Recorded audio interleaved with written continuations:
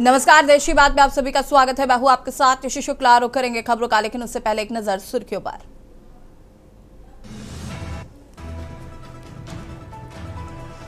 प्रधानमंत्री नरेंद्र मोदी का आंध्र प्रदेश दौरा। आज कई परियोजनाओं का उद्घाटन और शिलान्यास करेंगे। सुपर जीएसटी सर्विस सेविंग कार्यक्रम में भी शामिल होंगे। 3 दिवसीय बिहार दौरे पर केंद्रीय गृह मंत्री अमित शाह प्रत्याशियों के समर्थन में जनसभा को संबोधित करेंगे। गृह मंत्री सांसद राहुल गांधी का यूपी दौरा। आज फतेहपुर में हरिओम के पीड़ित परिवार से मुलाकात करेंगे राहुल। मुख्यमंत्री योगी आदित्यनाथ का बिहार दौरा। आज दानापुर और सहरसा में करेंगे जनसभा को संबोधित। नामांकन सभा में भी होंगे शामिल।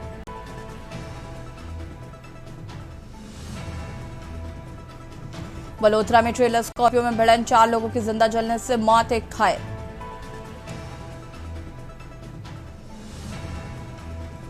हरियाणा में 5 दिन में 1.6 डिग्री पारा गिरा। दिन रात के तापमान में दोगुना अंतर। कृषि विशेषज्ञ बोले सरसों की बुआई के लिए मौसम सही। आप देख रहे हैं के न्यूज, खबरों का सारथी। दिल्ली से खबर आपको बता देते हैं। प्रधानमंत्री नरेंद्र मोदी का आज आंध्र प्रदेश दौरा है। पीएम आंध्र प्रदेश को देंगे 13,430 करोड़ की सौगात।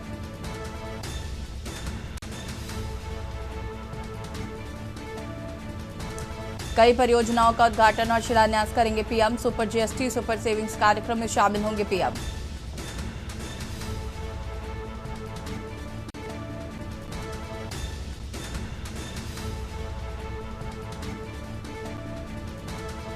पीएम नरेंद्र मोदी का आज आंध्र प्रदेश दौरा।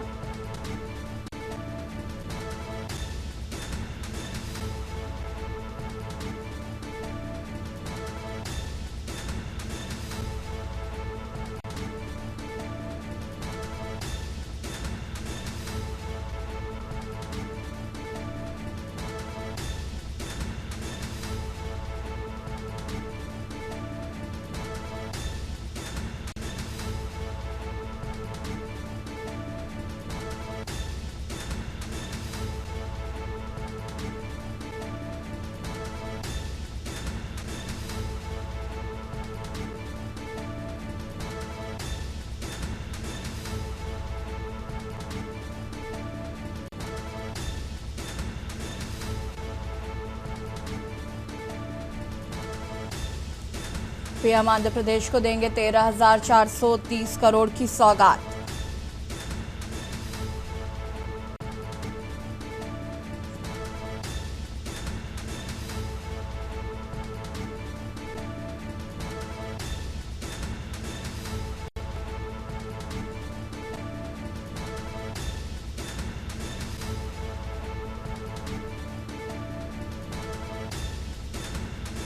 कई परियोजनाओं का उद्घाटन और शिलान्यास करेंगे। सुपर जीएसटी सुपर सेविंग कार्यक्रम में भी शामिल होंगे पीएम।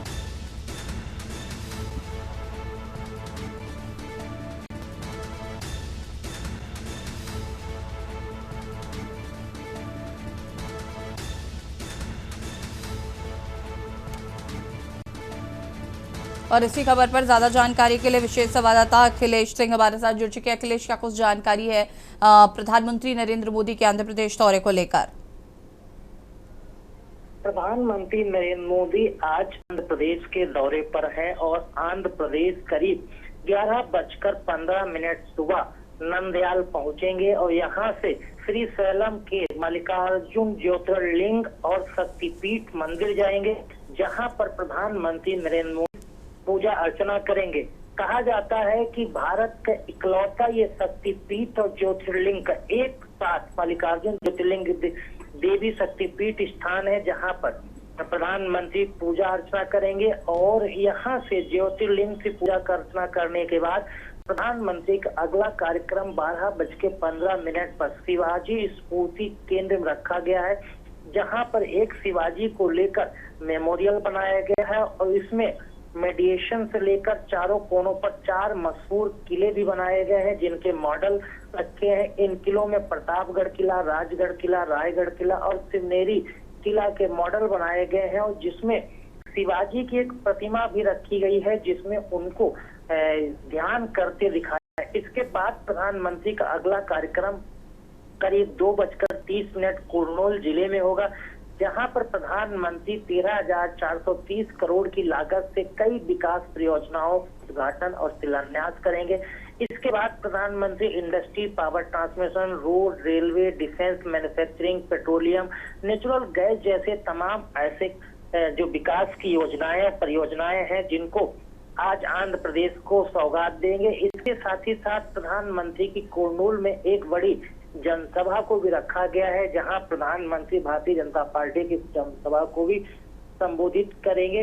तो इस लिहाज से देखा जा सकता है कि प्रधानमंत्री का जो आंध्र प्रदेश का दौरा है उसे शक्तिपीठ और ज्योतिर्लिंग दोनों जगह एक साथ पूजा अर्चना करेंगे, तो धार्मिक दौरे का प्रयोग दिया का आंध्र प्रदेश के सौगात देंगे करीब 13,000 करोड़ रुपए की, उसको भी देखा जा सकता है। दूसरा, शिवाजी के जो मॉडल बने हैं वहां का भी दौरा करेंगे। तो कुल मिला के कह सकते हैं कि ये प्रधानमंत्री का आज का आंध्र प्रदेश का दौरा बेहद सौगात भरा रह सकता है। हाँ बिल्कुल, अखिलेश जी बने रहिएगा हमारे साथ, और भी अपडेट आपसे लेंगे। और बता दें आपको कि कई परियोजनाओं का उद्घाटन और शिलान्यास करेंगे प्रधानमंत्री नरेंद्र मोदी।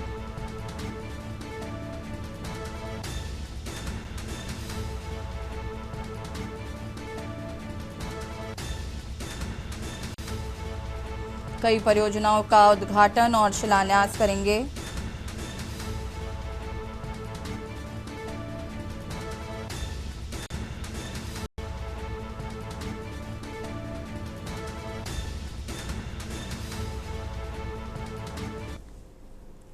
दिल्ली से खबर, जहां पर गृह मंत्री अमित शाह का बिहार दौरा आज। आपको बता दें कि बिहार के चुनावी दौरे पर रहेंगे गृह मंत्री अमित शाह। 3 दिवसीय दौरे पर रहेंगे गृह मंत्री अमित शाह। 16 से 18 अक्टूबर तक बिहार दौरे पर रहेंगे अमित शाह। प्रत्याशियों के समर्थन में जनसभाओं को संबोधित करेंगे गृह मंत्री। 16 से 18 अक्टूबर तक बिहार दौरे पर रहेंगे अमित शाह। बिहार के चुनावी दौरे पर रहेंगे केंद्रीय गृह मंत्री अमित शाह।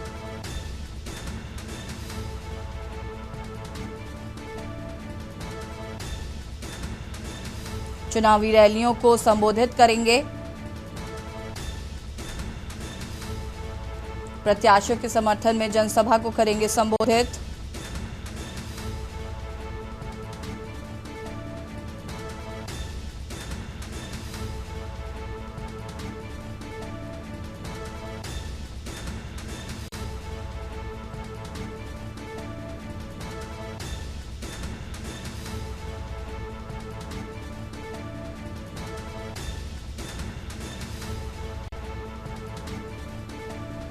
बिहार के चुनावी दौरे पर रहेंगे केंद्रीय गृह मंत्री अमित शाह।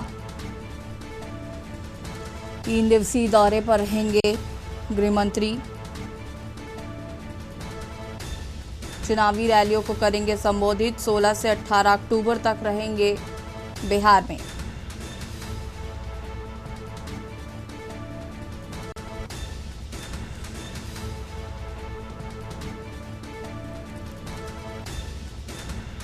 और इसी खबर पर ज्यादा जानकारी के लिए विशेष संवाददाता अखिलेश हमारे साथ लगातार जुड़े हुए हैं। अखिलेश जी, क्या कुछ जानकारी केंद्रीय गृह मंत्री अमित शाह का बिहार दौरे को लेकर?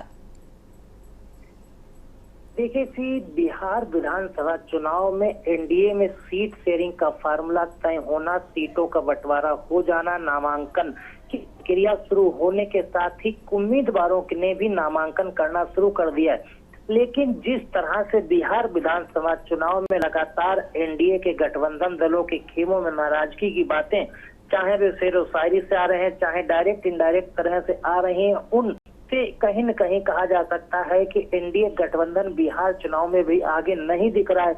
तो इसकी कमान खुद केंद्रीय गृह मंत्री अमित शाह अब अपने हाथ में लेने जा रहे हैं और इसके लिए वो खुद पटना में कैंप करेंगे और इस दौरान वो बिहार विधानसभा चुनाव से जुड़े हुए संगठन भाजपा की बैठकें लेंगे, नेताओं को दिशा निर्देश देंगे। इसके साथ ही साथ जीतन राम मांझी के साथ भी बैठक करेंगे, उपेंद्र कुशवाहा के साथ बैठक होगी, चिराग पासवान के साथ बैठक होगी। और इन बैठकों में जिस तरह से गठबंधन के साथियों की तरफ से नाराजगी जाहिर की जा रही है, उसको वो कैंप के जरिए लगातार वहां 3 दिनों का डेरा डालकर 16, 17, 18 तीनों लगातार वो चुनावी गठबंधन की बैठकें करेंगे। बीजेपी के गठबंधन और जो संगठन की बैठकें उनको करेंगे, कुछ चुनावी रैलियों को भी संबोधित करेंगे और जहां पर कोई भी नाराजगी नजर आती है या फिर बीजेपी चुनाव में गठबंधन में कहीं भी चुनाव प्रचार में कमी आती है, उस कमान को पूरी तरह से अपने हाथ में लेकर संभालने का काम करेंगे कि जब तक प्रधानमंत्री नरेंद्र मोदी की बिहार में चुनावी जनसभाओं को लगाया जाए, उससे पहले पूरा का पूरा चुनावी दांव पेच है, चुनावी जो बिसात बिहार में बिछानी है और जो गठबंधन के सहयोगी दलों में नाराजगी, उन सभी चीजों को दूर करके और बीजेपी संगठन की बैठकों करके सबके पेच कसकर बिहार विधानसभा चुनाव में पूरी टीम को फोकस करते हुए उतार देना है। तो ये कहा जा सकता है कि केंद्रीय गृह मंत्री अमित शाह जब 3 दिन पटना में डेरा डाल कर रखेंगे, उनका पूरा फोकस एनडीए के गठबंधन को बढ़त दिलाने की ओर रहेगा। जो भी खींचतान चल रही उसको पूरी तरह से खत्म करना है, जो पेच और नाराजगी की बात आ रही उसे पूरी तरह से हल कर देना है और इसके लिए उनको चिराग, उपेंद्र और मांझी तीनों नेताओं से बैठक अलग अलग करनी है और सारी जो शिकायतें हैं उनको दूर करके भविष्य में उनको इस नाराजगी के खामियाजे के लिए कहीं न कहीं एडजस्टमेंट करने का भरोसा देकर अमित शाह सबको संतुलित करने की पूरी कोशिश करेंगे। और उम्मीद है भाजपा की तरफ से की जा रही है कि जब 3 दिन कैंप अमित शाह पटना में करेंगे तो वो सारी समस्याओं का समाधान कर और बिहार विधानसभा चुनाव में एनडीए यानी कह सकते हैं कि भारतीय जनता पार्टी की अगुवाई वाला गठबंधन लीड करने लगेगा। और नीतीश से भी मुलाकात करने की बात है कि बताया जा रहा है कि अंदर खाने वो भी नाराज चल रहे हैं। ठीक है, शुक्रिया आपका जानकारी साझा करने के लिए। बने रहिएगा हमारे साथ, और भी अपडेट आपसे लेंगे। और बता दें आपको कि बिहार के चुनावी दौरे पर रहेंगे केंद्रीय गृह मंत्री अमित शाह। और आपको ये भी बता दें कि जो नाराजगी है गठबंधन को लेकर, उसको दूर करने की कोशिश करेंगे। 16 से 18 अक्टूबर तक बिहार दौरे पर रहेंगे। दिल्ली से खबर आपको बता देते हैं, जहां पर बीजेपी ने बिहार चुनाव के लिए जारी की है तीसरी लिस्ट। तीसरी सूची में 18 उम्मीदवारों के नाम घोषित किए गए हैं। तीसरी सूची में 18 उम्मीदवारों के नाम जारी। बीजेपी को कोचा धमान सीट में बीना देवी को टिकट दिया। संगीता कुमारी को मोहनिया सीट से बनाया गया है उम्मीदवार।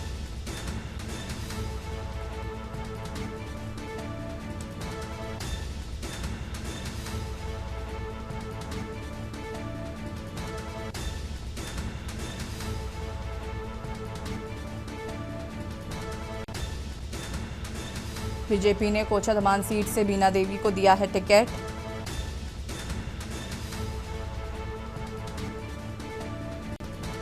और इसी खबर पर ज्यादा जानकारी के लिए विशेष संवाददाता अखिलेश सिंह जी हमारे साथ लगातार जुड़े हुए। अखिलेश जी, क्या कुछ जानकारी? बीजेपी ने अपने उम्मीदवारों की लिस्ट जो है वो जारी कर दी है।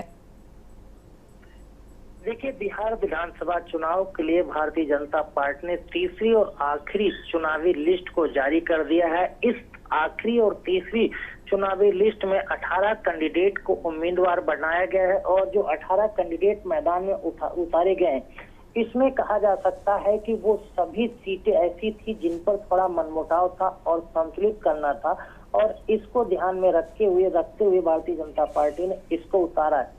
चाहे आप कह सकते हैं कि नंद किशोर राम, जो रामनगर से अनुसूचित सीट थी, उनके लिए कहा जा रहा था। बगहा से चाहे राम सिंह का हो, लोहिया से विनय तिवारी को हो, चनगपटिया से उमाकांत सिंह हो और बीना देवी जो कोच धामन से है, चिरैया से बाबूराम हो, तो इस तरह के जो तमाम ऐसे नाम थे जिनको लेकर कहा जा रहा था कि कुछ मनमुटाव है और इसको लेकर सीट को अभी नहीं जारी की जा रही थी। तो इस चीज को देखा जा सकता है कि भारतीय जनता पार्टी ने जब तीसरी सीट लिस्ट अपनी जारी की और आखिरी लिस्ट में सभी लोगों को समायोजित करने की पूरी कोशिश की और जो नाराजगी थी उसे इस लास्ट सीट में जारी करने के बाद पूरी तरह से खत्म कर दिया है। तो सबसे खास बात है, जो तीसरी लिस्ट जारी हुई, इसमें ऐसा एक नाम है जो तेजस्वी यादव के सामने चुनाव लड़ेगा और राघोपुर सीट से तेजस्वी ने विधानसभा चुनाव के लिए अपना नामांकन भरा है। तो भारतीय जनता पार्टी ने भी वहां यादव वोट बैंक पर सेंध लगाने के लिए सतीश यादव को मैदान में उतारा है तीसरी लिस्ट में।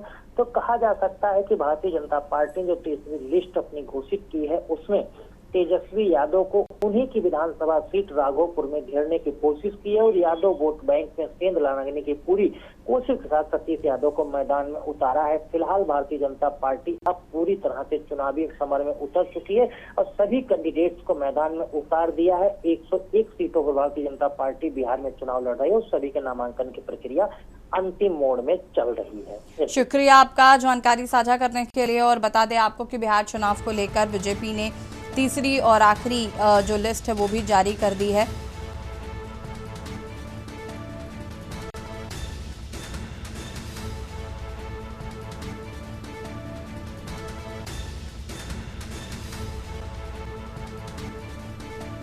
तीसरी सूची में 18 उम्मीदवारों के नाम घोषित किए गए हैं।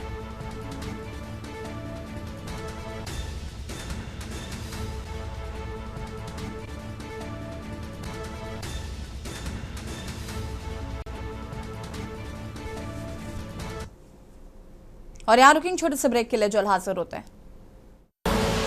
आप देख रहे हैं के न्यूज, खबरों का सारथी। रोज सब्जी का स्वाद बढ़ाए और घर वालों का प्यार पाए। गोल्डी सब्जी मसाले। गोल्डी लाए हैं फ्रेश लॉक टेक्नोलॉजी, जो रखे मसालों को हर समय फ्रेश। केसरिया से मन जोगी हुआ रे, दिल झूमे देखो तुम्हारा हुआ रे। केसरिया से मन जोगी हुआ। हर पल मनाओ केसरी त्योहार। विमल, बोलो जुबान केसरी। आप देख रहे हैं के न्यूज, खबरों का सारथी। ब्रेक के बाद एक बार फिर से आप सभी का स्वागत है। और दिल्ली से खबर आपको बता देते हैं। दिल्ली से खबर, भारत पहुंची श्रीलंका की पीएम हरनी अमरसुइया। पहली भारत यात्रा आई श्रीलंका की पीएम डॉक्टर हरनी। डॉक्टर हरनी प्रधानमंत्री मोदी से करेंगी मुलाकात।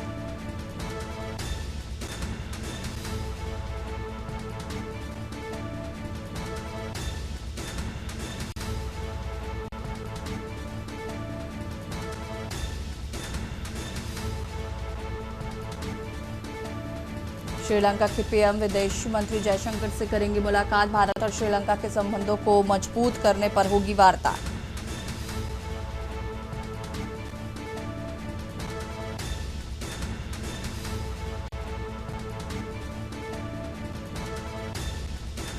भारत पहुंची श्रीलंका की पीएम हरनी। पहली भारत यात्रा पर आई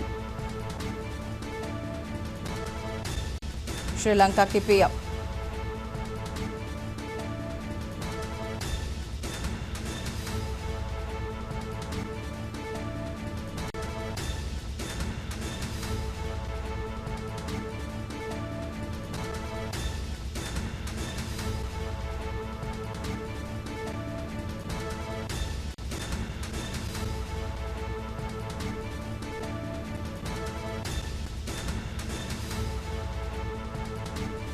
अंतर्राष्ट्रीय स्तर पर श्रीलंका और भारत के संबंधों में मजबूती के लिए।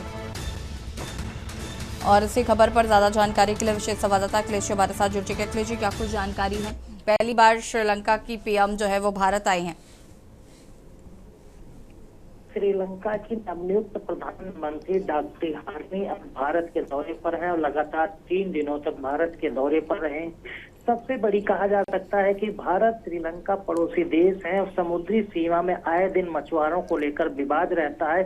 इसके साथ ही साथ जब भी श्रीलंका पर कोई संकट आता है तो भारत वहां पर हर तरह से मदद करने के लिए खड़ा रहता है। तो इस लिहाज से श्रीलंका के प्रधानमंत्री डॉक्टर हरनी का भारत का दौरा और 3 दिनों तक लगातार भारत के दौरे पर रहना, इसे बेहद अहम माना जा सकता है, क्योंकि पड़ोसी देश पाकिस्तान के साथ भारत के लंबे समय से अच्छे संबंध हैं और इन संबंधों को राष्ट्रीय स्तर पर, अंतर्राष्ट्रीय स्तर पर, कूटनीतिक तरीके पर और जो श्रीलंका भारत के बीच में व्यापार होता है, एक्सपोर्ट इम्पोर्ट होता है, उन तमाम चीजों को लेकर भारत और श्रीलंका के बीच में वार्ता हो सकती है। जब वो प्रधानमंत्री नरेंद्र मोदी से मुलाकात करेंगी तो श्रीलंका के प्रधानमंत्री डॉक्टर हरनी की भारत के साथ जो व्यापार की दृष्टिकोण से भारत से श्रीलंका काफी अहम है।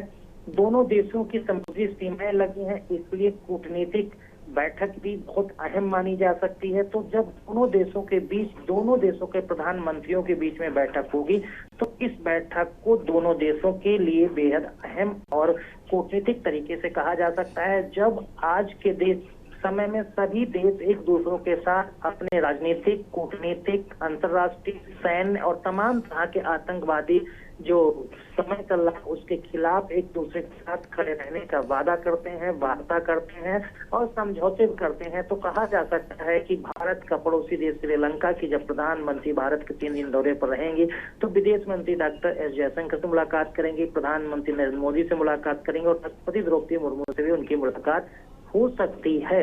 और इन तमाम बैठकों के दौर में कई समझौते होंगे, कई समझौतों पर साइन होंगे, कई कूटनीतिक एक दूसरे के साथ वादे होंगे और कहा जा सकता है कि भारत श्रीलंका के बीच व्यापारिक दृष्टिकोण से भी कब अहम फैसले हो सकते हैं। शुक्रिया आपका जानकारी साझा करने के लिए। और बता दें कि डॉक्टर हानी पहली बार भारत आ रही हैं, पहली बार भारत आई हैं डॉक्टर हानी, जो कि श्रीलंका के पीएम है। कूटनीतिक दृष्टिकोण से ये बहुत अहम दौरा है उनका।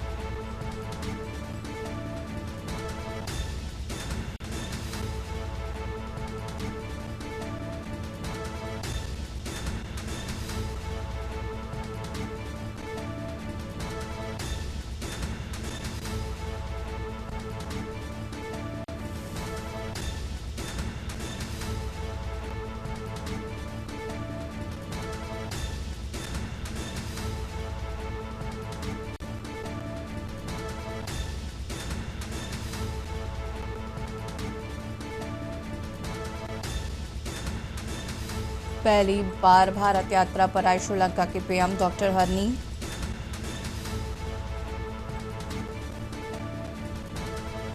डॉक्टर हनी प्रधानमंत्री नरेंद्र मोदी से करेंगे मुलाकात।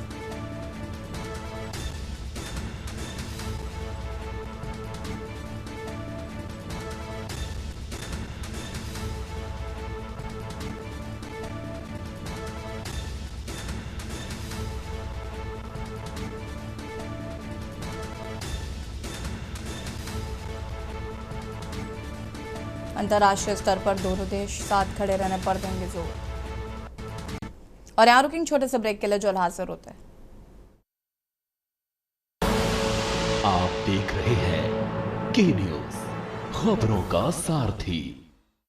ब्रेक के बाद एक बार फिर से आप सभी का स्वागत है। खबर सुपौल से, जिले के छातापुर से, जहां पर प्रखंड के कटहरा पंचायत के वार्ड 7 स्थित मध्यम विद्यालय कटहरा खदबे टोला में मिड डे मील खाने के बाद करीब 2 दर्जन बच्चों की अचानक तबीयत बिगड़ गई।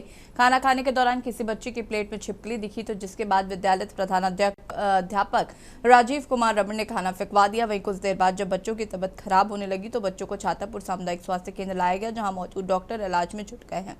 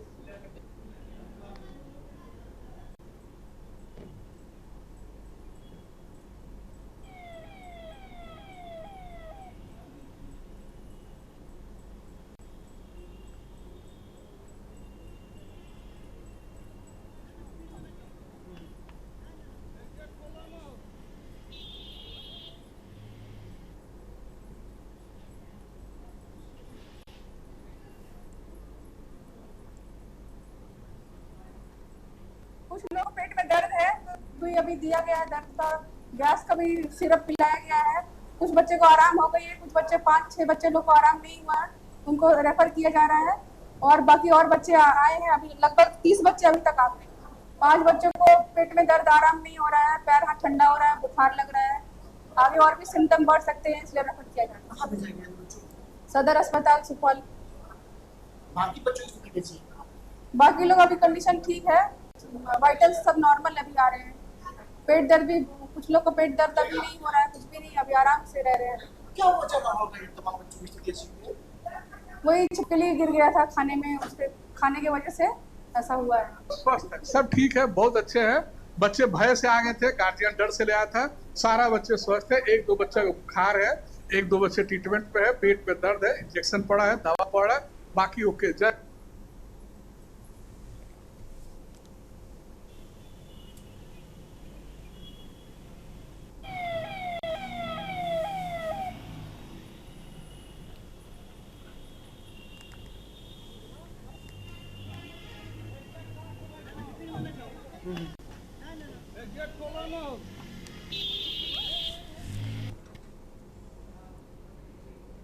खबर इंदौर से, जहां पर नंदलालपुर क्षेत्र में लगभग 24 किन्नरों द्वारा कोई जहरीला पदार्थ पीने की घटना हुई है।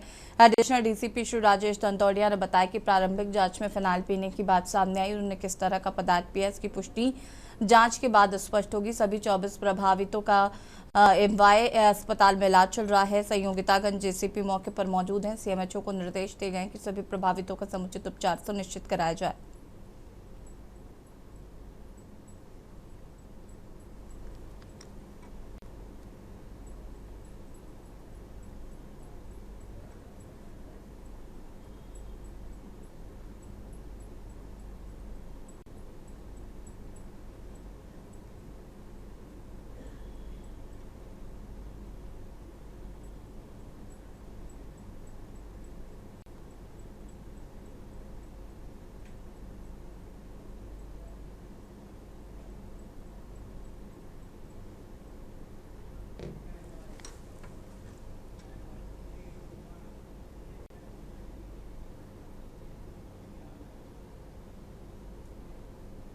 लखनऊ से खबर, जहां पर यूपी पुलिसकर्मियों की छुट्टियां निरस्त 16 से 28 अक्टूबर तक पुलिसकर्मियों की छुट्टियों पर रोक लगा दी गई है।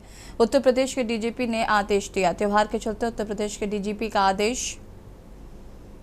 लखनऊ से खबर, यूपी पुलिसकर्मियों की छुट्टियां हुई निरस्त 16 से 28 अक्टूबर तक पुलिसकर्मियों की छुट्टियों पर रोक। उत्तर प्रदेश के डीजीपी ने दिया आदेश। त्योहार के चलते उत्तर प्रदेश के डीजीपी का आदेश।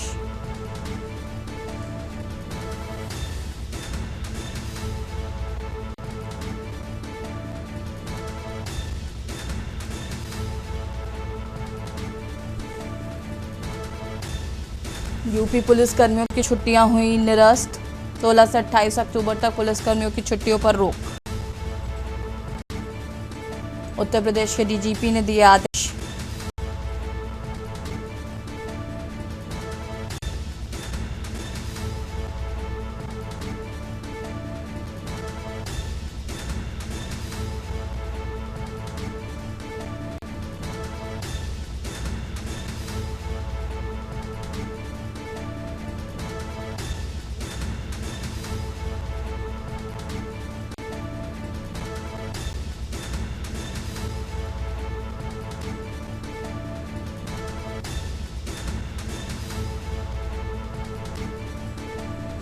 यूपी पुलिसकर्मियों की छुट्टियां हुई निरस्त।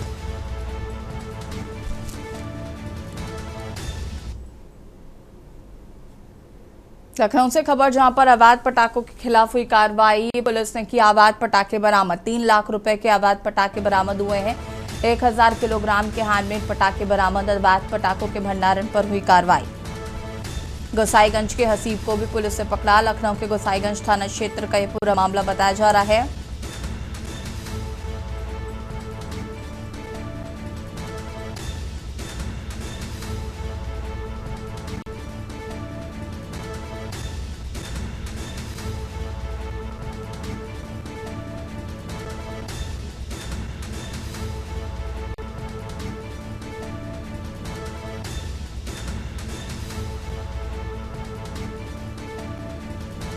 एक 1000 किलोग्राम के हैंडमेड पटाखे हुए बरामद।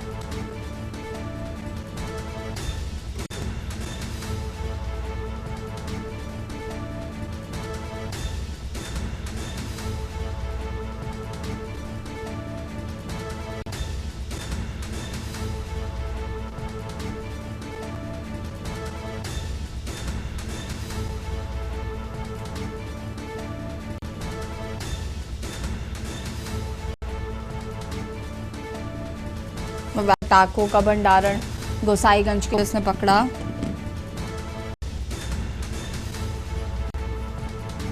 लखनऊ के गोसाई थाना क्षेत्र का ये पूरा मामला बताया जा रहा है।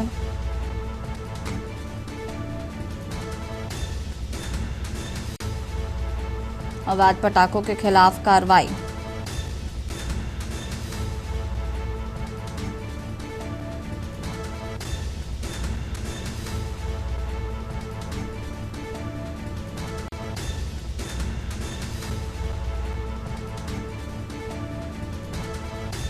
एक 1000 किलोग्राम के हैंडमेड पटाखे हुए बरामद।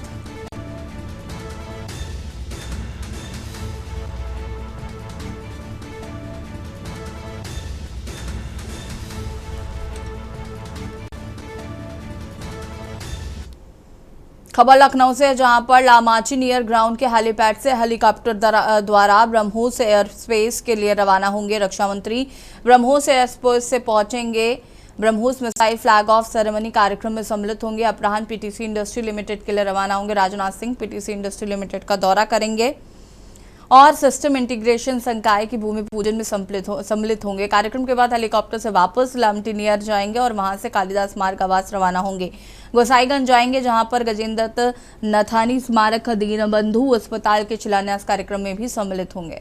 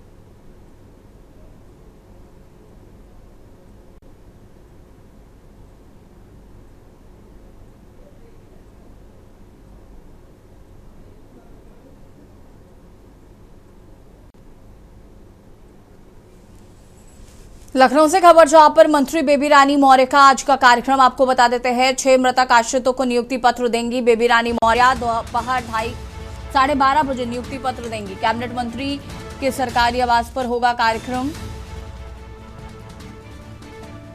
6 मृतक आश्रितों को नियुक्ति पत्र बांटेंगी। 12:30 बजे नियुक्ति पत्र देंगी कैबिनेट मंत्री के सरकारी आवास पर होगा कार्यक्रम। लखनऊ से खबर, मंत्री बेबी रानी मौर्य का आज का कार्यक्रम आपको बता रहे हैं।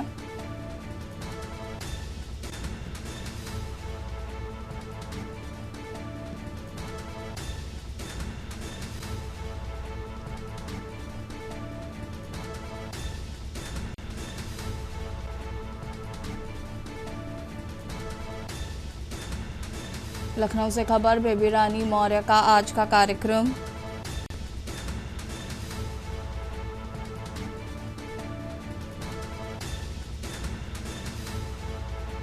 दोपहर 12:30 बजे नियुक्ति पत्र देंगी कैबिनेट मंत्री।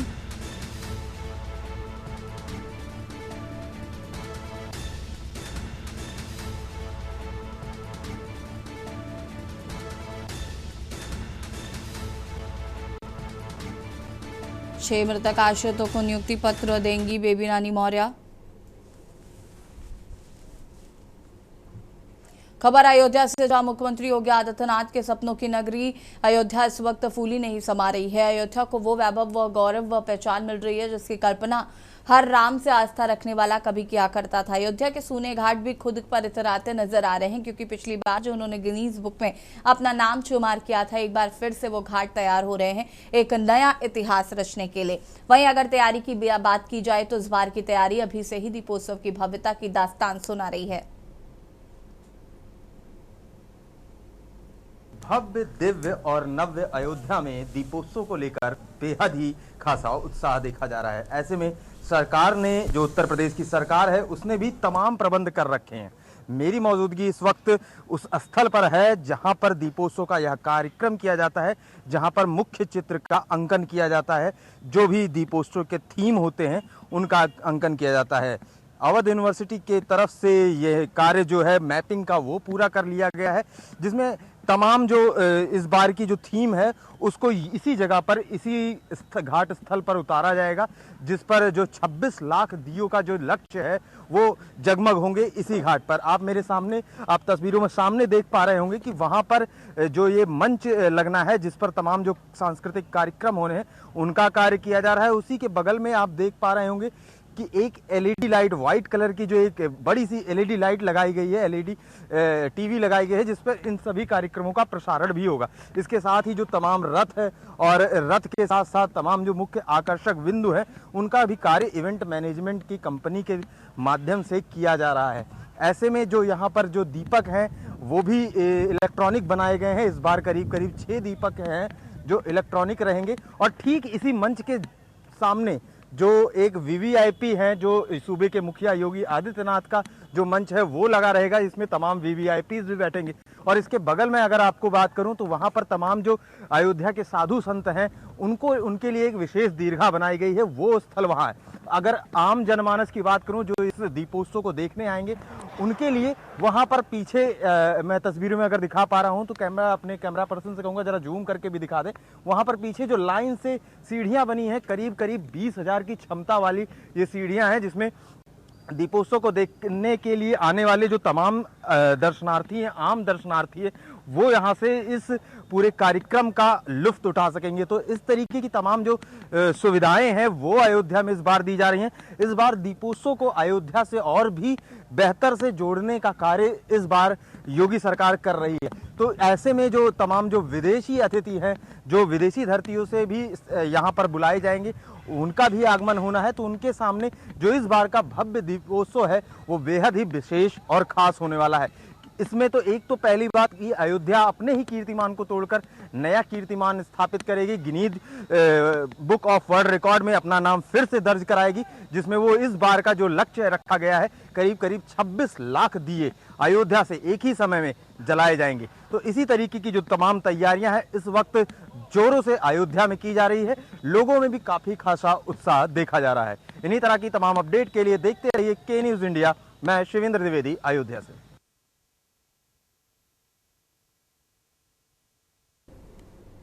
खबर अयोध्या से है, जहां पर इन दिनों दुआओं और प्रार्थनाओं का संगम देखने को मिल रहा है। यहां मजहब की दीवारें तक ढह गई हैं।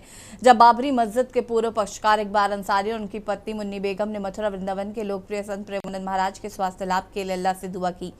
प्रेमानंद महाराज पिछले कुछ दिनों से अस्वस्थ हैं और उनके शीघ्र स्वास्थ्य लाभ के लिए पूरे देश में भक्त प्रार्थनाएं कर रहे हैं। इसी बीच अयोध्या में इकबाल अंसारी और उनका परिवार एकता और सौहार्द की मिसाल बनकर सामने आया है। इकबाल अंसारी ने कहा कि हम संतों के बीच रहते हैं, उनका आशीर्वाद हमेशा हमारे साथ रहता है। प्रेमानंद महाराज के अस्वस्थ होने की खबर से दुख हुआ, इसलिए हमने अल्लाह से दुआ की कि वो जल्द ही स्वस्थ हों। अयोध्या की पवित्र धरती पर इस समय केवल एक ही आवाज गूंज रही है, प्रेमानंद महाराज जल्द स्वस्थ हों। ये दृश्य साबित कर रहा है कि इंसानियत की सबसे धर्म है और अयोध्या ने इसे फिर से जीवंत कर दिखाया। समाज साधु संतों का समाज है, हमारा भी समाज मुस्लिम समाज है और प्रेमानंद महाराज जी से भी लोगों का लगाव है, सभी का लगाव है, क्योंकि साधु संत एक ऐसा जो है समाज होता है कि जिससे धर्म को लोग जोड़ते हैं और भगवान के बताए हुए रास्ते को साधु संतों की जुबान से लोग सुनते हैं। कथा भागवत माध्यम से होता है, जो भी कार्यक्रम होते हैं धार्मिक कार्यक्रम, ये संतों का एक महत्व होता है। उन्हीं की जुबान से लोग सुनते हैं, उन्हीं के बताए हुए रास्तों पर चलते हैं, क्योंकि साधु संतों की जबान में जो बातें जो है होती है, न कहीं लड़ाई है न कहीं झगड़ा है। साधु है, जहाँ साधु है वहाँ शांति है।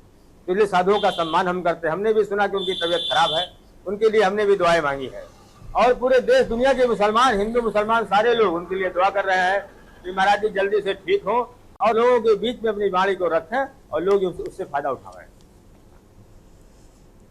खबर फर्रुखाबाद से, जहां कायमगंज स्थित मंडी समिति परिसर में भारतीय किसान यूनियन लोक शक्ति द्वारा जनपद के किसानों की समस्याओं को लेकर राष्ट्रीय किसान पंचायत का आयोजन किया गया। राष्ट्रीय किसान पंचायत के दौरान पंचायत स्थल पर किसी भी पुलिस व प्रशासन के अधिकारी के न पहुंचने पर राष्ट्रीय अध्यक्ष मास्टर शिवराज सिंह ने कड़ी नाराजगी व्यक्त कर मौके पर मौजूद कोतवाली के अपराध निरीक्षक मोहम्मद कामिल से एसडीएम को तत्काल ही पंचायत स्थल पर बुलाने के लिए कहा।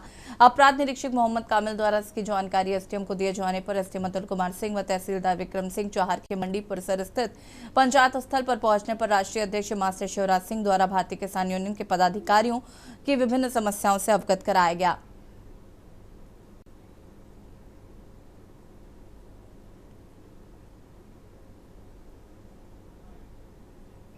फर्रुखाबाद के कायमगंज में आए, पहले भी आए, इस जिले में आ चुके हैं, आपको जानकारी होगी। आज फर्रुखाबाद के लिए नहीं आए, पूरे उत्तर प्रदेश में किसानों की समस्या है। सबसे पहले तो डाई की समस्या है। आप तो मीडिया में हैं, लोकतंत्र का चौथा स्तंभ है मीडिया। डाई पे पूरे उत्तर प्रदेश में किसी जिले में चले जाओ, किसानों पे लाठी चल रही है। डाई नहीं मिल रही, लाठी चल रही है। आलू के किसान ने, जिसने आलू बो दिया था बेमौसम बारिश ने, उसको धराशायी कर दिया। जो धान की फसल थी उसकी सारे बर्बाद हो गई। दलहन और तिलहन की जो खेती थी, जिसने लाया बो दिया था, या जो दलहन की खेती फूल पे आ रही थी, पत्ती पे आ रही थी, वो सारा नाश हो गया।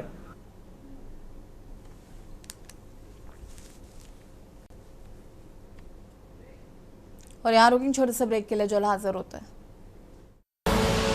आप देख रहे हैं के न्यूज, खबरों का सारथी।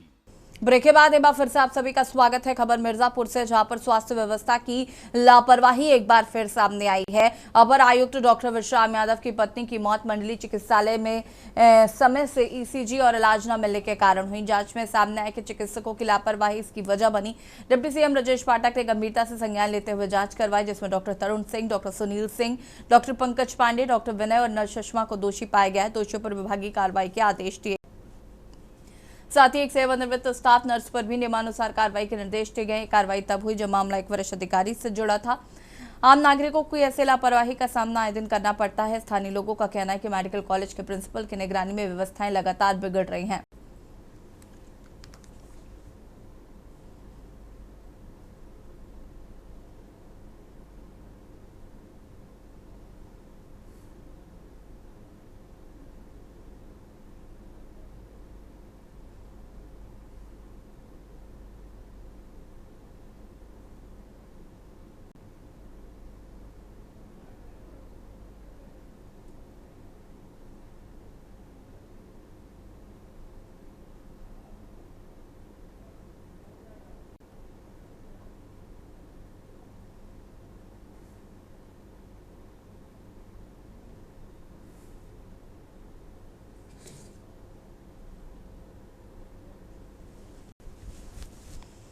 लखनऊ से खबर, डिप्टी सीएम ब्रजेश पाठक की बड़ी कार्रवाई। स्वास्थ्य विभाग में लापरवाह डॉक्टरों पर गिरी गाज।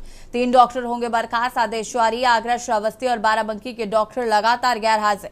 बता दें कि डॉक्टर वंदना जैन, डॉक्टर विपुल अग्रवाल पर बर्खास्तगी की तलवार लटकी हुई है। डॉक्टर विपुल अग्रवाल और डॉक्टर देवदत्त पर बर्खास्तगी की तलवार। वाराणसी में गर्भवती महिला का अस्पताल परिसर में प्रसव, नर्स ने बिना डॉक्टरी परीक्षण किया रेफर। एम्बुलेंस तक नहीं दी। Staff nurse Pritam Singh suspend कर दिए गए। विभागीय जांच शुरू हो गई। महिला चिकित्सा अधिकारी डॉक्टर सुमिता गुप्ता पर भी गाज गिरी। प्रमुख अधीक्षिका डॉक्टर नीना वर्मा को भी दोषी पाया गया है। दोनों पर विभागीय कार्रवाई के निर्देश दिए गए हैं। 4 डॉक्टरों पर विभागीय कार्रवाई के आदेश। अयोध्या के अस्पताल में बाहर की दवा और निजी प्रैक्टिस का खुलासा हुआ है। डॉक्टर शीला वर्मा और एक फिजिशियन पर अनुशासनात्मक कार्रवाई की जा रही।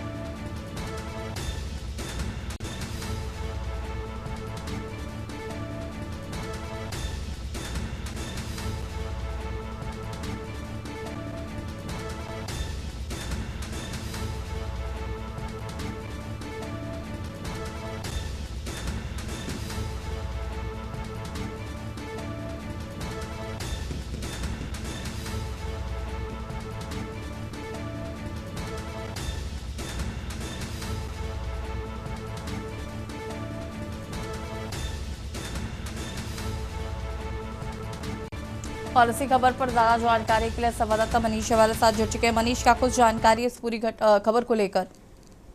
जी बिल्कुल, जिस प्रकार से अगर देखा जाए तो मुख्यमंत्री के डिप्टी सीएम ब्रजेश पाठक के द्वारा जो है कल 3 डॉक्टरों को जो है निलंबित किया गया, जिसमें देखा जा सकता है इनकी गैर हाजिरी को लेकर के जो है इनकी लगातार शिकायतें आ रही थी और इस शिकायत के चलते जो है इनको जो है ब्रजेश पाठक के द्वारा जो है इनको निष्कासित किया गया है। और ये बाराबंकी जिले के डॉक्टर हैं, बरौली के हैं और जिस प्रकार से ये कार्रवाई देखने को मिली और एक डॉक्टर सरस्वती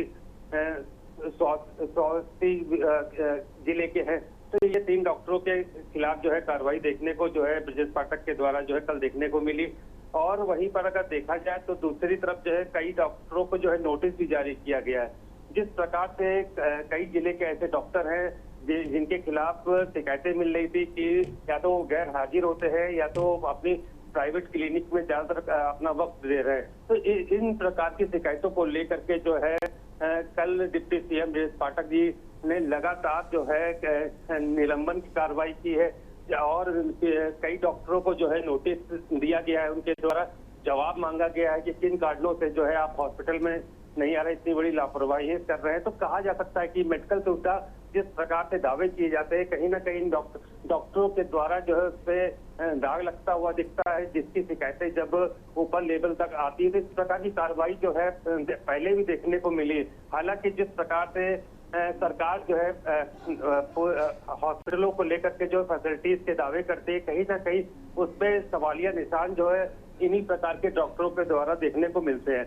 अब ये देखना है कि फिर एक बार जो है डिप्टी सीएम ब्रजेश पाठक के द्वारा जो है डॉक्टरों को पर कार्रवाई भी की गई है और साथ ही साथ नोटिस भी जारी किया गया, तो इसका असर कितना उत्तर प्रदेश के जो सरकारी हॉस्पिटल में अब आगे देखने को मिलेगा। जी शुक्रिया आपका जानकारी साझा करने के लिए। और बता दें आपको कि डिप्टी सीएम ब्रजेश पाठक की ये बड़ी कार्रवाई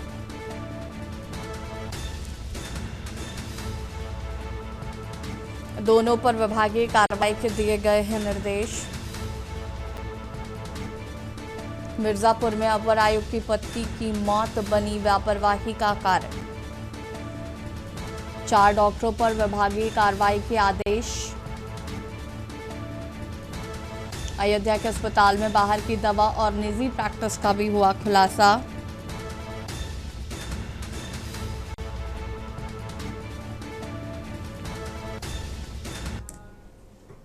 लखनऊ से खबर जहां पर दीपावली पर दिव्यांगों के हुनर को मिलेगा बाजार, हर मंडल मुख्यालय पर होगा आयोजन। बता दें कि 16-17 अक्टूबर को होगा दिव्य दीपावली मेला 2025 आयोजन। सीएम योगी ने दिव्यांगों के उत्पादों को मंच देने के लिए दिए थे निर्देश, दिव्यांगजन को आत्मनिर्भर बनाने के लिए प्रयास। दिव्य मेला में प्रदर्शित होंगे दिव्यांगों के हाथों बने उत्पाद, हर मंडल मुख्यालय पर होगा आयोजन। बता दें 16 से 17 अक्टूबर को होगा दिव्य दीपावली मेला 2025 का आयोजन।